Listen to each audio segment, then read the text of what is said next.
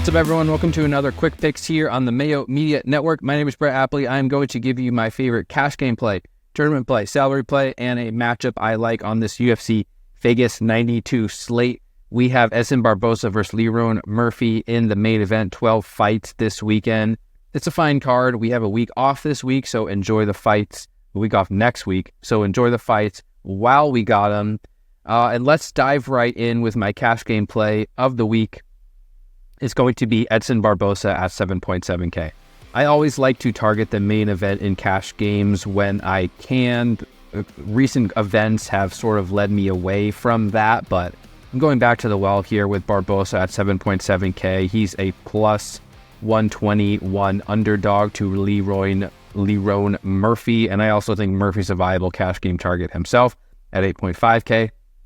Barboza is just a little bit more consistent with his offensive production. He averages 4.1 significant strikes landed per 15 minutes, coming off a main event in which he landed 164 significant strikes, a few takedowns as well. And the underdogs this week are just not that great. There are other floor options to consider, like Vidal, Salvador, Demopoulos, Carnelossi. A lot of them kind of project to, maybe not Salvador, but some of them project to fight in extended matchups. I think punting with one of those is fine, but otherwise, the underdog who I really like below the mid-range is Barboza, who has 5 rounds to work with. The fight's projected to go over 3.5 rounds at minus 160, so we're likely getting 20 minutes of action from Barboza. Fight starts round 5 is minus 150, so in 4 to 5 rounds of striking for Barboza, he could very well top 100 significant strikes landed once again. And put up a pretty fair score at 7.7K. And I think in cash games, that's what you need. Saves you salary, allows you to pay up for other big guns on the slate. Let's move on to my tournament play of the week.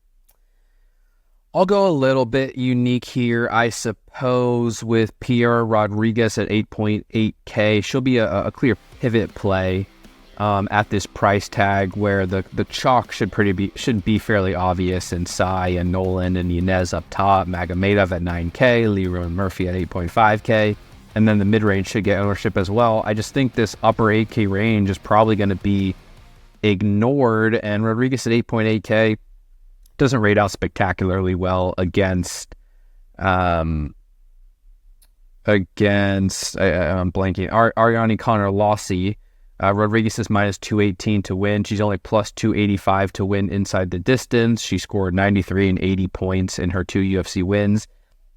A fine boxer, a capable wrestler, but what I like about this fight is that Carnelossi is super aggressive. Carnelossi's big and physical, and she's just going to bull rush forward, and that's great for creating exchanges. And the other thing that's good is that her defense sucks. So she's going to force exchanges, rush forward, but her striking defense, 43%, that's very bad. Takedown defense, 8%, very bad. And so we're looking at a higher paced fight than average, potentially more takedowns than average for Rodriguez. We know she's already capable of landing 5 in a fight.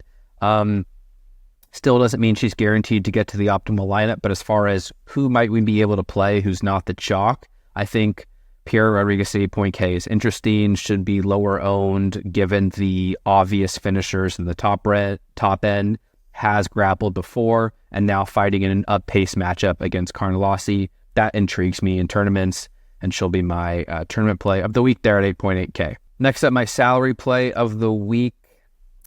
I'll go with Ramiz Brahimaj at 7.8K. He might get attention here, but it is just someone I need to talk about in a matchup that should be good against Themba Gorimbo. And I will say that I picked Gorimbo to win. I kind of feel like this is an early versus late type matchup where all of Brahimaj's success comes early.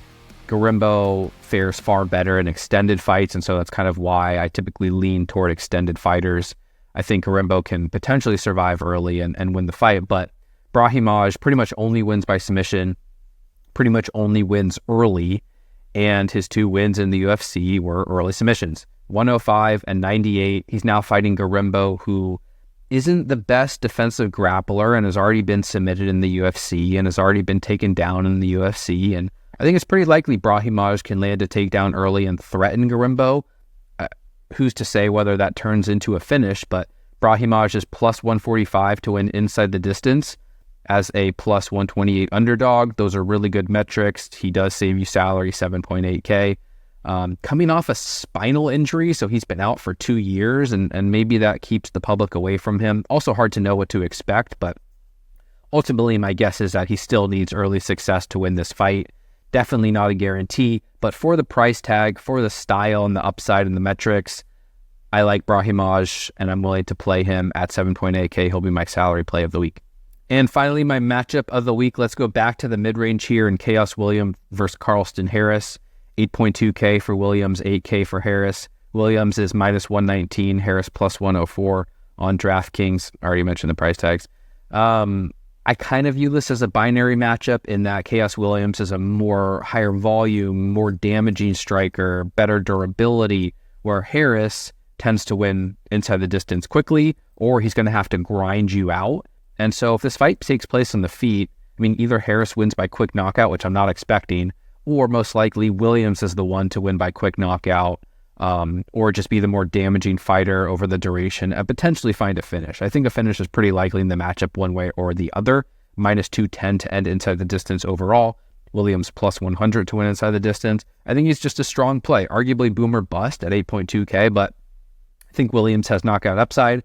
Harris at 8K, some early finishing potential, plus 290 inside the distance, but more likely needs grappling to have success. And if he wins, I think he's going to have to push a pace too, land takedowns, probably win inside the distance. And I just feel like one way or the other, the winner projects to score pretty well. I like binary matchups. It leads to more dominant exchanges, bigger scores. Both fighters will be owned somewhat because you kind of need to save salary in order to pay up to the top. Regardless, it's a good matchup to target. My matchup of the week. That's going to do it for this week's UFC Quick Picks. Thank you so much for the support. You can follow me on Twitter, Appley, _T_P. EstablishTheRun.com for all your DraftKings needs. Just recorded a long podcast with my boy Gambles Gordo, breaking down every single fight on the slate. Full breakdowns, live as well, projections, all that good stuff will be out Friday. Thank you guys for the support. Best of luck this week. Take care, and we will talk to you soon. Peace.